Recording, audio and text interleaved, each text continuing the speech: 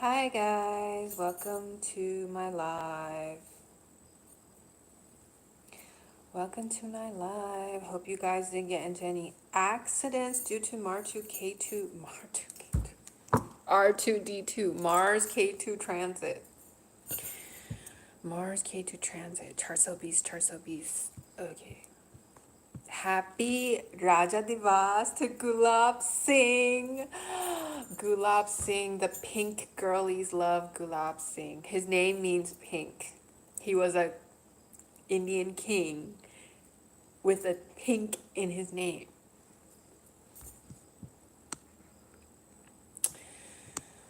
Jigme Namgyal.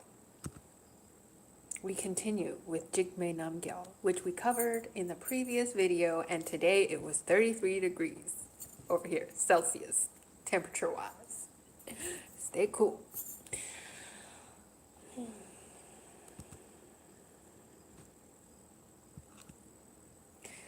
Passing through Timbu, Jangchup Tsondru's party made their way to Tongsang. Along the journey, he gave numerous teachings and blessings to the devotees who gathered on their way to see him.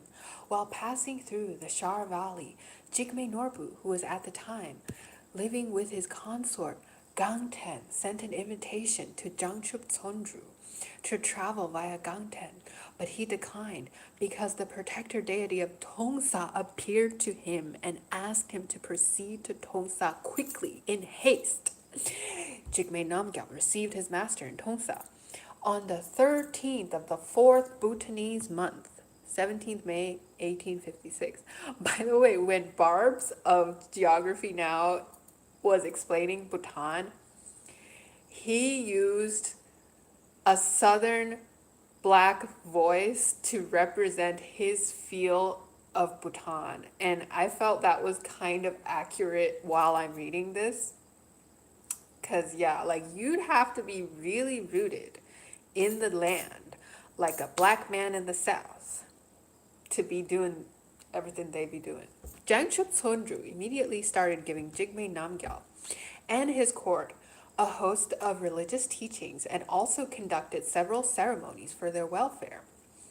As an exceptionally rare privilege, Jangchup Tsondru also made the offering of prayers for longevity and prosperity to Jigme Namgyal. Normally, it is the patron who would offer such prayers to the Lama, not vice versa. Jangchup Tsondru passed away in the watchtower of Tongsa 1 month after his arrival, and his body was cremated in Bumtang, which is a region. Wow, 18 viewers. The year his master passed away, Jigme Namgyal also made his first important trip to the Punakha as the Tongsa Punlop. So he's visiting as a regional official to another region in a volatile situation. The mission was to mediate between the two factions of Punakha, led by Desi Kunga Palden, and Timbu, led by Desi Uma Deva. His mediation, aided by the intervention of the clergy, brought a brief pause to the conflicts in Bhutan's capitals. Beijing is the capital of China, and the Olympics were hosted there. In return for his efforts, the Desi canceled the tribute of 4 bags of coins, which the Tongsa Punlop annually paid to the government, and Jigme Namgyal was also given the full prerogative to appoint all senior officials under his jurisdiction.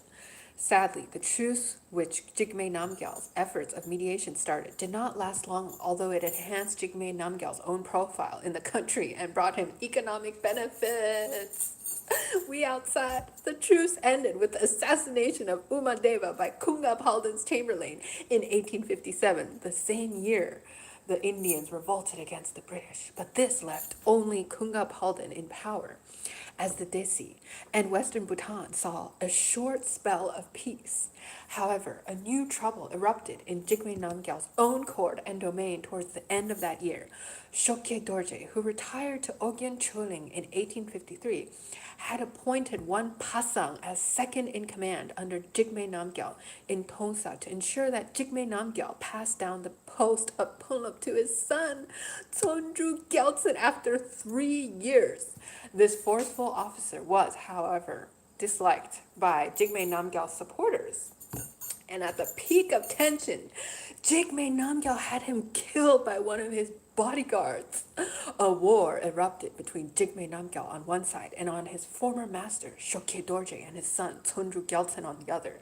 The main bone of contention between the warring parties was clearly the position of the Tongsa Punlup, which Jigme Namgyal had held by now for 3 years and was reluctant to give up according to the agreement. The death of Pasang was merely an incidental spark, which triggered the war. Triggered! There may have also been another reason, if we are to believe local oral sources. Jigme Namgyal is said to have fancied Shokye Dorje's daughter, but she was not interested in him and escaped to avoid his attention. This snub, if it was true, could have exacerbated the political tension.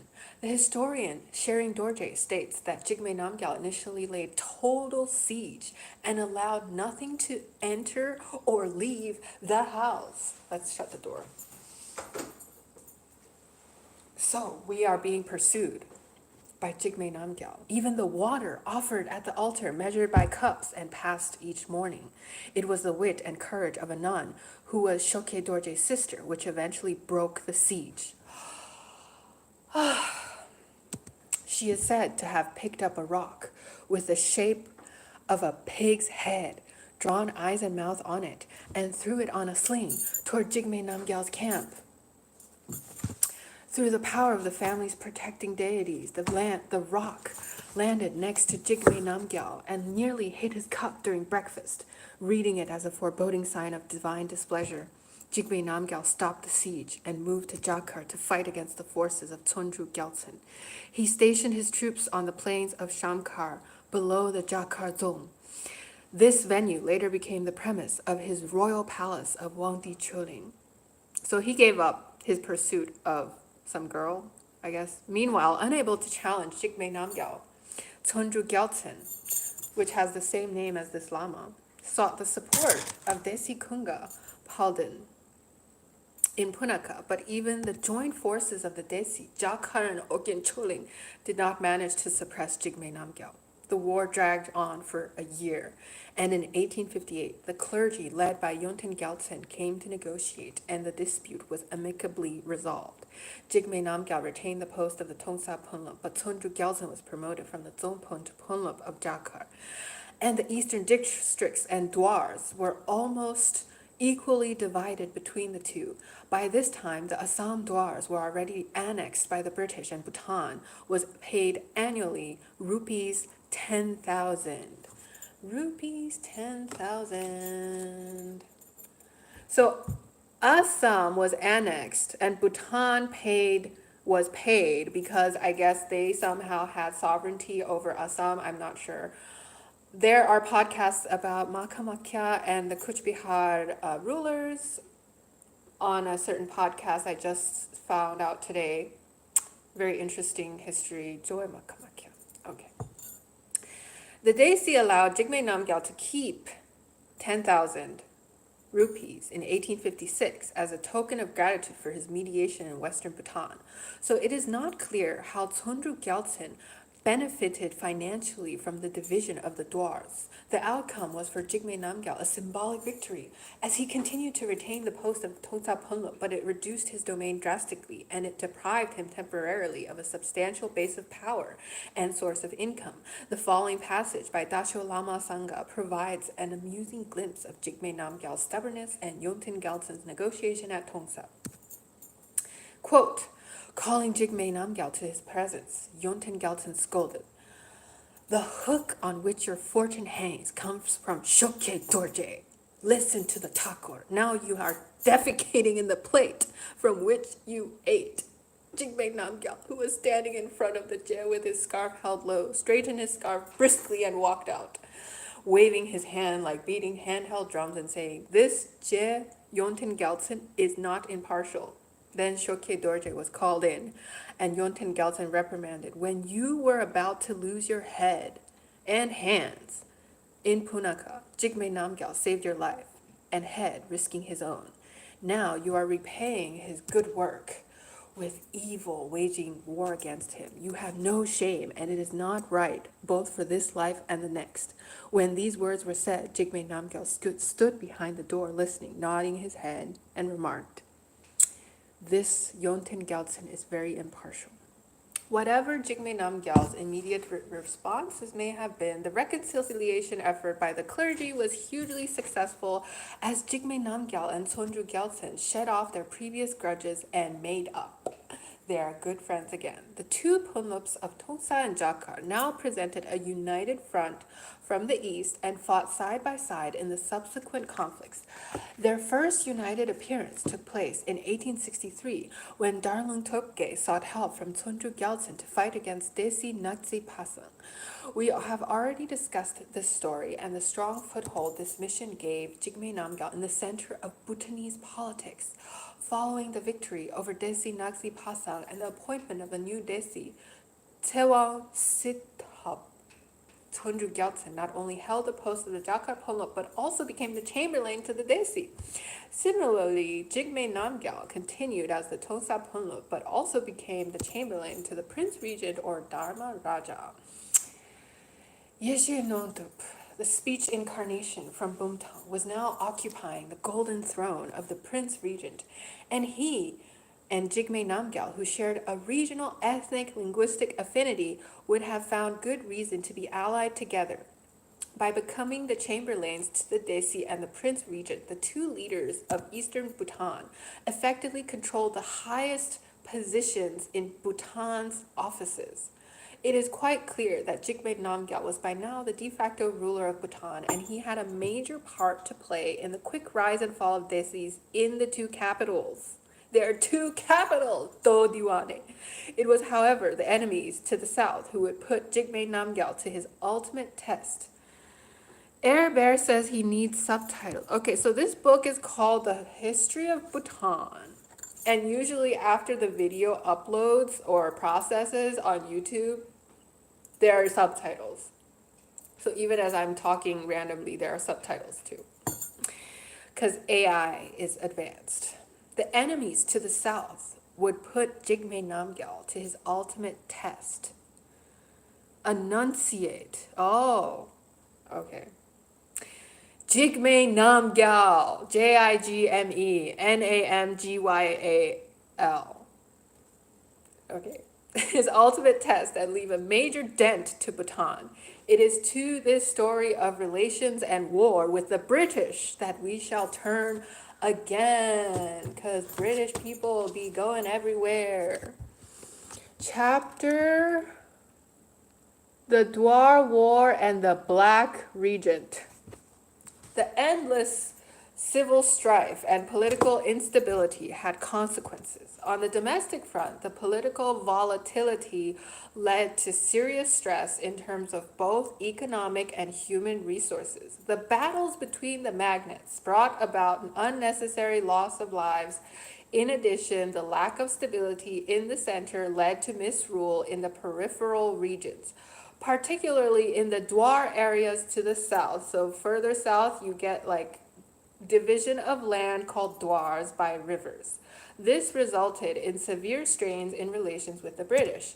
Despite the diplomatic efforts made after the 1836 clash through negotiations with the British agent in Guwahati and the Pemberton mission, the cross-border raids along the southern border continued unabated. The agreement presented by Jenkins in 1836 in Guwahati and the treaty drafted by Pemberton in 1838 in order to curb the cross-border outrages were never ratified by Bhutan because there were two capitals. That's my interpretation. Continued frontier outrages. These frontier outrages involved theft, robbery, kidnapping of people, women, children, mostly work of petty officers, land managers, and lawless gangsters in the Dwar areas, taking advantage of the political instability in the center. The local officials became a law unto themselves and committed the outrages with open or clandestine support of border officials, who often shared the result of the raids. The outrages were not merely committed by Bhutanese subjects. British subjects also tried to fish in the troubled water. Rennie presents an unbiased contemporary account of how these outrages were mutual. Many offenses were launched from the British protectorate of Cooch Behar and Sikkim on Bhutanese territory, while some were perpetrated by people who had absconded from Bhutan to settle in Indian territories. No doubt Bhutan's inability to control and rein in the frontier officials and regulate the Dwars were mainly to be blamed for the aggressions from Bhutanese soil. This is Dr. Garma Punsuk. However, one cannot discount the role played cunningly by the British frontier officers by provoking the aggressions. It is no secret that British India was at the height of its imperialistic expansion after the Gorkha War. Sikkim was becoming a protectorate of the British, and Darjeeling, which the British East India Company had received from the King of Sikkim, had now become a British colony. Assam was now fully part of British India, and also the plains of Assam and the Dwars had just been discovered to be conducive for the cultivation of tea. Recommend the book A Time for Tea by Dr. Pia Chatterjee, with a single I as Chatterjee, not double E. The East India Company had also lost its monopoly over tea from China in 1833, and their attention for cultivation of tea, oh, I have a tree here, one of the highest source of income for the company, now turned to Assam, which is a place in modern day India. They did not join East Pakistan, aka Bangladesh. Thus, it was only very opportune for the British interest that there were disturbances along the Dwars, giving the British officers a good excuse to annex them. Meanwhile, the incessant raids and state of lawlessness led to a serious depopulation of the areas around the border. The Dwars were a sparsely populated, fertile ground which was too good to be wasted. And my phone is at 15% battery. We are at 2 a.m. 222. Opportunity came barely months after the Pemberton mission returned from Bhutan in 1838. Bhutanese from the Kaling Dwars carried off some 12 people from the Darang district. A land manager who worked under Bhutan but was planning to leave Bhutan to settle in Indian territory was also killed on these accounts, and also on the accounts of tribute for the Dwars. Colonel Jenkins, the British agent in Guwahati, capital of Assam, proposed the permanent annexation of the Kaling Dwar to his superiors in Calcutta. The Governor General of India, Lord Auckland, sounded caution because the fear of China's interference still loomed large in the British mind. The British government was at that time fighting the First Opium War with China, and anything which may aggravate the situation was to be avoided. Thus, it was decided that the Dwars would be annexed temporarily until the money was paid. The payment of tribute occurred due to the disorganization in the capital, but in part also due to the British insistence on receiving only Narayani rupees. So the currency was not uniform, unlike certain places, which Bhutan could not readily produce Narayani rupees. There's also Sicca rupees, I guess, where Jammu and Kashmir was using, I guess, for Gulab Singh's territory. Jenkins wrote to the Desi about plans to annex the Assam Dwars, but did not receive any reply. In November 1839, the British once again annexed the Kaling and Buri Gumar Dwars without any resistance or clamor from the Bhutanese side. It is not surprising that there was no protest from Bhutan against this annexation. Tenzin Chogyal, the incumbent Tongsa Phunlup, under whose jurisdiction the Assam Dwars fell, was busy in Punakha, embroiled in conflict between the Thimphu and Punakha blocks. He was stabbed to death sometime in the beginning of 1840 after getting his son Jigme Norbu out of the Punakha zone. Before this happened, it appears that the Punakha bloc under Desi Dorje Norbu sent the Tantric master to assign the management of some of the western Dwars to their preferred local land management, arguing that the Prince Regent or Dharma Raja Jigme Norbu was with them in the Punaka.